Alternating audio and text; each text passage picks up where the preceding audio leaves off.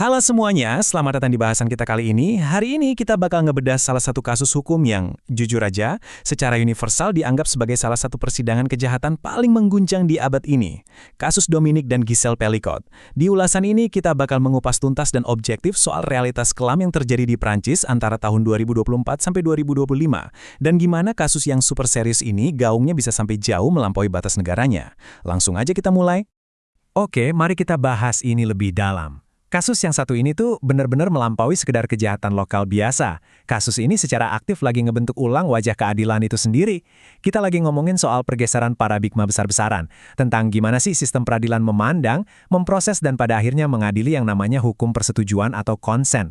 Sepanjang ulasan ini, kamu bakal lihat gimana satu kasus tunggal ini punya kekuatan yang cukup buat mengguncang fondasi sistem hukum di seluruh Eropa.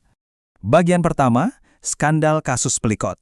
Nah, di bagian ini kita harus berani menghadapi fakta-fakta mengerikan dari kasus ini secara langsung dan objektif. 10.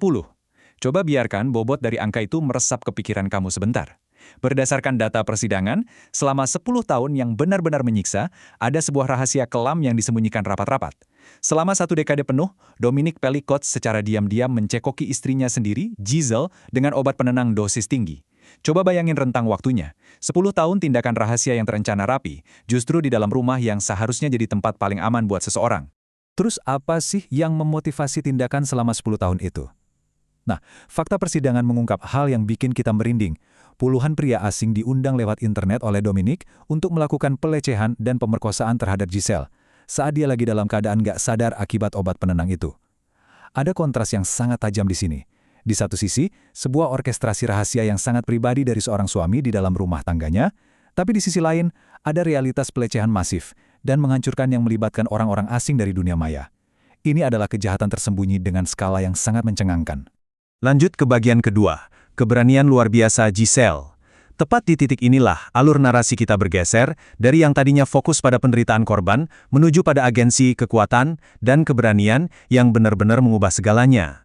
Dan ini menggambarkan dengan sangat brilian sebuah titik balik yang bersejarah.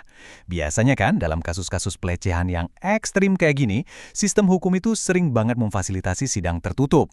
Tujuannya ya untuk melindungi privasi dan menghindarkan korban dari trauma publik. Tapi Giselle bikin sebuah tuntutan yang belum pernah terjadi sebelumnya. Dia dengan tegas menolak sidang tertutup. Dia justru menuntut transparansi publik secara penuh supaya dunia bisa ngelihat langsung wajah para pelaku itu. Dia mengambil beban rasa malu yang biasanya dan secara nggak adil ditanggung oleh korban lalu melemparkannya langsung ke kursi terdakwa di bawah sorotan ruang sidang publik. Masuk ke bagian ketiga, dampak hukum dan persetujuan atau konsen. Sekarang, mari kita zoom out sebentar dan lihat efek dari keputusan berani ini dari sudut pandang yang lebih makro. Langkah Giselle ini nyiptain efek domino yang luar biasa banget. Penolakannya terhadap kerahasiaan sidang secara langsung memicu demonstrasi dan protes masif di seluruh penjuru Prancis. Masyarakat yang merasa bersatu karena keberaniannya kemudian menciptakan dorongan yang super kuat untuk mereformasi total undang-undang kekerasan seksual. Kita bisa lihat secara logis gimana keputusan untuk gak bersembunyi ternyata bisa secara harfiah menggerakkan seluruh masyarakat untuk menuntut perombakan sistem hukum yang komprehensif. Jadi poin krusialnya tuh ada di sini. Persidangan ini secara aktif memaksa sistem hukum Eropa untuk mendefinisikan ulang pemahaman fundamental tentang persetujuan atau konsen. Persetujuan sekarang benar-benar ditegaskan sebagai syarat mutlak untuk kesepakatan yang sadar. Kata kuncinya di sini adalah sadar.